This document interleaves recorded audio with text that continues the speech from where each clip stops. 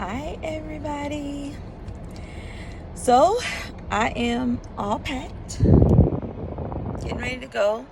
I think I filmed this video now about 3 times. This is my 3rd time filming this video over the course of a few days, and things change from day to day, so I have different things to say. So first I want to talk about how things are going with school.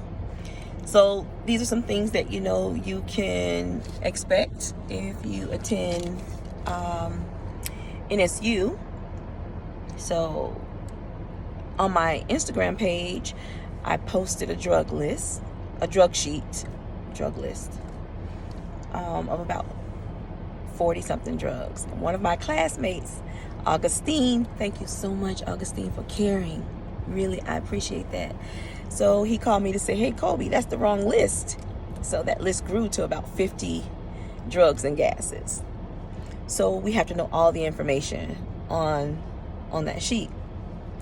And I suspect that all schools have something like that they do.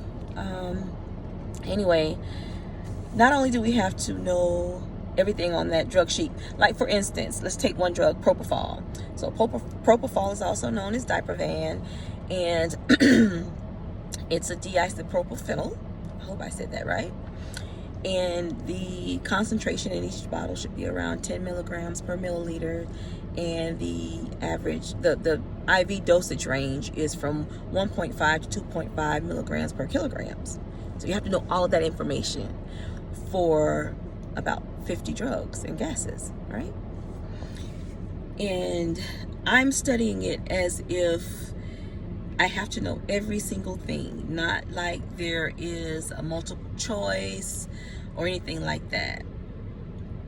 Luckily, it's 10% of the grade. However, the instructor warned that most times people need that 10% in order to move on. So to be successful in the class, that is. So that's anatomy and physiology courses, of course. So, all right. In addition to that, we have to create a document. It's a project for each of those drugs. We have to put them in alphabetical order. And then we had to give a whole lot of information that was requested for each drug. So it's going to be easily 70 pages, laminated and spiral bound. Then we have a almost 600-page book to read. So I ordered it on Amazon. It's a 20-hour read on Amazon, or listen, or whatever the verbiage is, the correct verbiage is. It's going to take me 20 hours to get through it with someone else reading it to me. And then there's the medical terminology. There's 750 cards that we had to order. So there's a list on Quizlet, and I allow it to constantly rotate and speak, so even when I go to sleep at night, I have it running. When I wake up in the morning and turn it off. So what else? There's something else that we have to do. Then there's another book that our bigs, they pair us up, littles and bigs, incoming and the class right before us. They're our bigs, and we can call and ask information, all kinds of stuff. I think that was like genius. Anyway, all of that is due and tested on in the first 2 weeks. So I was thinking, oh my gosh, these people are crazy. But no, they're not. I think the purpose of a lot of this stuff is for like team building and getting you prepared for your study habits that you need to develop, your work habits, all that kind of stuff. I really think that's what it's about. But I'm sure there's more to it than that, of course. Initially, I'm thinking about this book, and someone made a comment, this is a lot of stuff that we, it's unrelated. And I totally get that 100%. But I'm anxious to see how it's related. And going through the book a little bit, it talks about how you process things, so we'll see. At any rate, this is intimidating for me, and I have to constantly tell myself that you have been ready for this for a very long time, girl. So let's get it going, you know? And so that's what I'm doing. I'm getting it going. I was also thinking about how my hard stop date for working was the 22nd, right? And I told my clients, and they said, okay, so when are you leaving? And at that time I was leaving on the 27th. So I had clients, my spoiled, loving clients, who said, okay, well, you leaving on the 22nd, 27th? Put me down for the 26th. Like I said, my hard stop was the 22nd, right? And then that takes me back to my Jacksonville interview. There were so many questions about my job, my business, and how successful my business was. And I talked about the success of my business and my spot on Channel 4 on the morning show. It's the #1 news station here in town. And I had it for like 15 years. I established a pretty good relationship with that news station, right? And I had good stats. My numbers were good. So, of course, they always call me back. But at the end of the day, I think that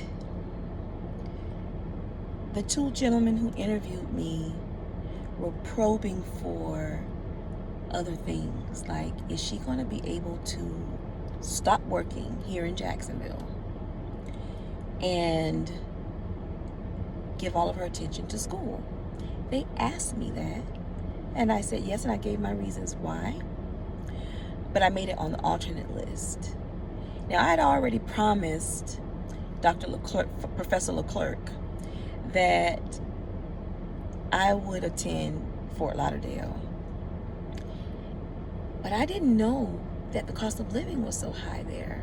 So I didn't take my Tampa interview. I took my Jacksonville interview, but I think this is where God gave me a hard stop. I wasn't able to control my hard stop. And God knew it. And maybe those men, you know, he gave it to them. She's not going to do a hard stop in Jacksonville. So I made it to the alternate list in Jacksonville. And I beat myself up over, I didn't get in. What the heck did I do? There's so many things, you know. I talked about that in another video.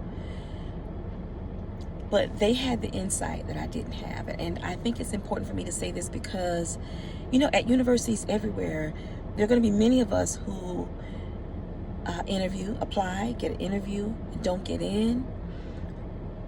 But I think you should trust that maybe the reason is proper.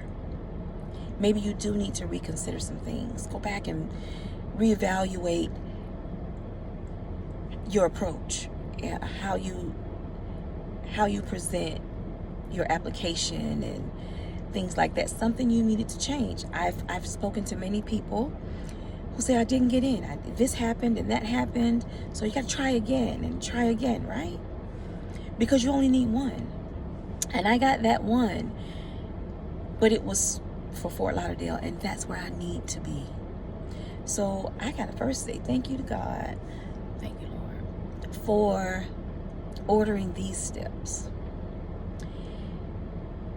Now I'm intimidated because, you know, they're younger people in this program, and they are sharp. They're picking up, and I have to go through a lot. And I'm wondering how much practice they actually have to put into writing out stuff, or, you know, how many times they have to go over things, you know, because things are different now. Everything's on the freaking apps and stuff. And when I was in school last, like, we had to write it out, and you had to study, and there was repetition, but it was different. It was just different. So I'm learning a lot of things already, and I love it. I do. But I'm speaking to now people who are considering making this change in my age group, Gen X. I am talking to you, those who are in the generation right above me and just below me. This is a doable thing for all of us. Someone quoted a stat to me. He said, What if I were to tell you that most non-traditional Black older students don't make it through this program? So my response went something to the effect that, well, I was born Black. And I'm thinking to myself that I don't think I said that out loud, but I was born Black, I'm gonna die Black, and I'm gonna be Black in the interim. Ain't nothing I can do about that. And I love it, by the way. So when I was in college, I was the older person. You know, I graduated when I was around 30 or so from college. And I was president of my sorority. I was very active in racial relations on campus. In all of my classes, I was very vocal. When I wasn't there, people noticed. And they would call to check on me. You know, and I handled 2 babies at that time. Now I don't have any of those other things. There's just me. And I'm doing this because I want to. So I said, you know, I took all those prereqs, and they're all A's. And I took that GRE, and I made a 310. So those stats just don't apply to me. They don't. As long as you work hard, none of those stats have to apply. Being older, being non-traditional, it doesn't mean that we're weaker or slower or any less capable. And we're just as smart. And so I had to digest that, because that statement, although at the time I didn't realize it, but it stumped me a bit. It did. So to everybody, listen, if you want it, go get it. Just freaking go get it. Damn the stats. If you want it, go get it. And I'm on my way to Fort Lauderdale to go get it. Tomorrow morning, I'm headed to the school to pick up my white coat and take it to the cleaners for my white coat ceremony. And I'm picking up my scrubs. And I'm going to try them all on. I'm going to try them all on at my mom's house, which is where I'm going to stay until I find somewhere else. I still have my home here in Jacksonville, and I'll be coming back, to check on things here. My son will visit and check on things and, that kind of stuff. So, good to go. Good to go. All right. Like, I've never, look at this. I don't know if I can see out the back. I'm going to have to pull some of that stuff down. I even got my wax pot sitting up. I don't know anything about packing. I got to do better right now. I can't leave like this. So, anyway, I'm wishing everyone the very best on your journey. I am, for whatever it is. I hope this inspires, my videos inspire many as you all inspire me. Go get it. Go get it. Okay. Bye.